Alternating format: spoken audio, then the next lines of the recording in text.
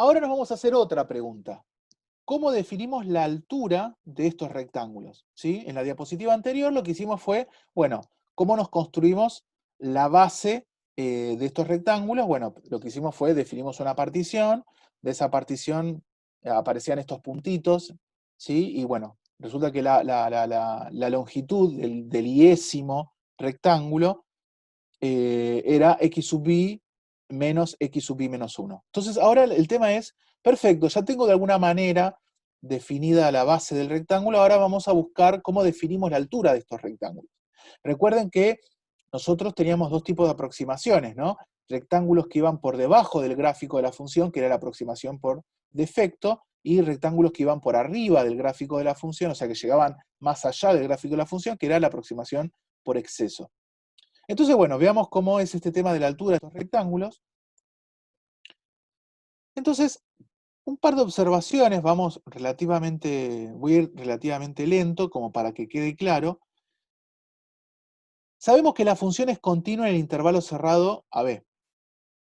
Entonces, también va a ser continua en cada uno de los subintervalos cerrados asociados a cualquier partición, o sea, cualquier partición que se les ocurra, P sub n del intervalo AB arbitraria.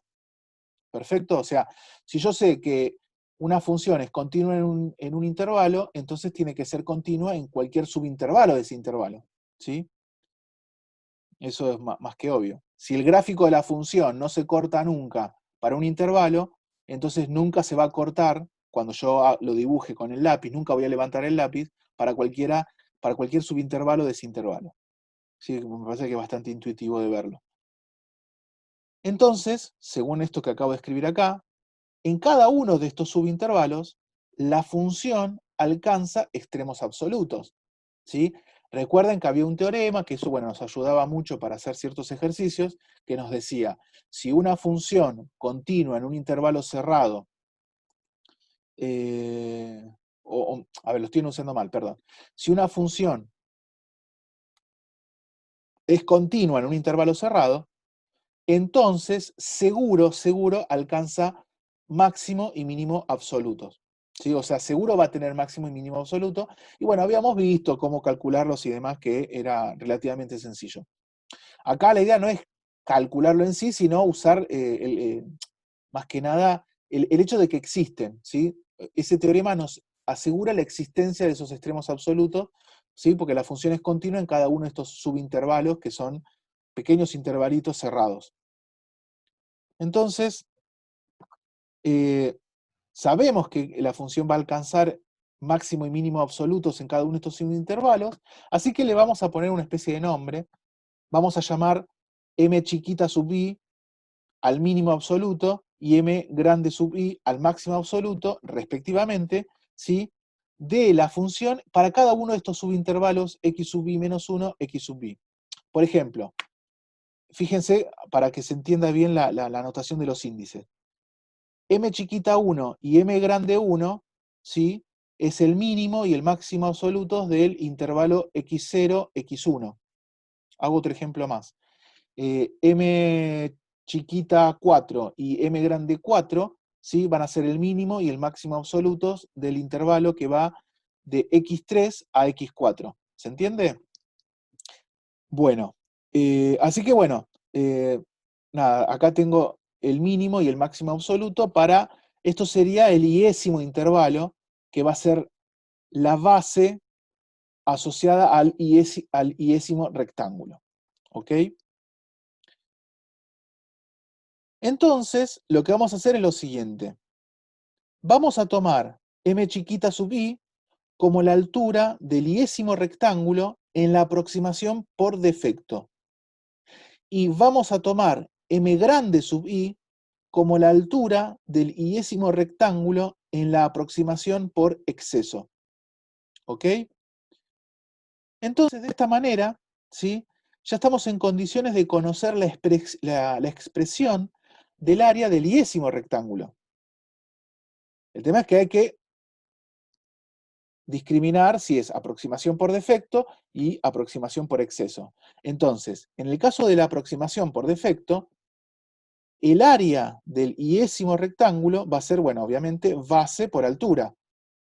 La base, dijimos que era x sub i menos x sub i menos 1, y la altura es m sub i. Y en el caso de la aproximación por exceso, el área del rectángulo va a ser la altura, ¿sí? M grande sub i por la base también, ¿no? En este caso es lo mismo que acá, x sub i menos x sub i menos 1. ¿Sí? Así que tenemos el área del rectángulo tanto para la aproximación por defecto y la aproximación por exceso.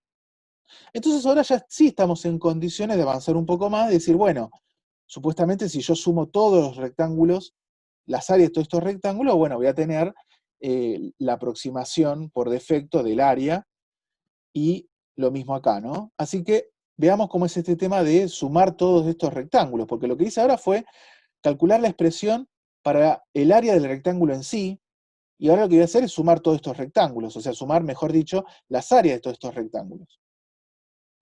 Así que bueno, finalmente podemos plantear la suma de las áreas de los rectángulos para ambas aproximaciones.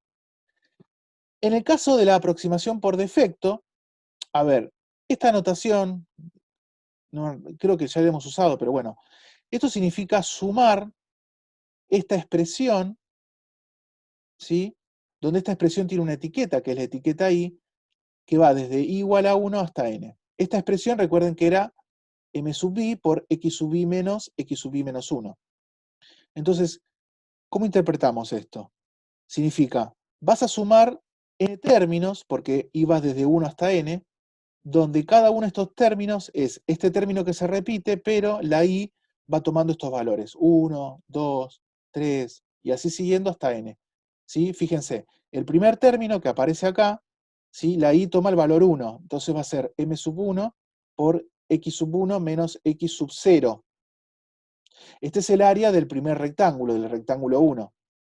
Más, bueno, siguiendo, ¿no? El segundo término va a ser m sub 2 por x sub 2 menos x sub 1, y así siguiendo hasta m sub n, este es el último rectángulo, el rectángulo n, m sub n, que es la altura del enésimo rectángulo, por x sub n menos x sub n menos 1, que esto sería eh, la base del enésimo rectángulo, ¿sí? A esta suma, ¿sí? Que le vamos a simbolizar así con una S chiquita, P sub n de f, se la conoce como suma inferior. Inferior porque, bueno, porque es la aproximación por defecto, ¿sí? Había que poner un nombre, y suma porque, bueno, estoy sumando áreas de rectángulos, e inferior porque está como por debajo, el valor que me da está por debajo, ¿sí? del valor verdadero del área. Fíjense que, ¿por qué aclaro todo esto del P sub n de f? Porque esta suma va a depender de la partición, que la partición a su vez depende del valor de n, y también va a depender de quién es la función f, porque la función f de alguna manera me va a determinar quién es este mínimo m sub b, ¿sí? Así que todo eso en esta simbología está de alguna manera, vamos a decir, aclarado, ¿sí? Acá con esto estoy diciendo en qué se está basando, en qué información me estoy basando para construir esta suma inferior. Bien, exactamente lo mismo va a pasar con la aproximación por exceso. La única diferencia que en vez de usar la altura m chiquita sub i, usamos la altura m grande sub i, ¿no? Pero después la historia es la misma. Acá fíjense que a esta suma la vamos a llamar suma superior, porque dijimos que la aproximación por exceso, el área que me da esa aproximación va a estar por arriba del área verdadera. Usamos una S mayúscula, ¿sí? Esto es una S minúscula, esto es una S mayúscula. Y bueno, la misma historia, ¿no? Acá aprovecho, repito nuevamente, por si a alguien no le quedó claro, el concepto este de sumatoria.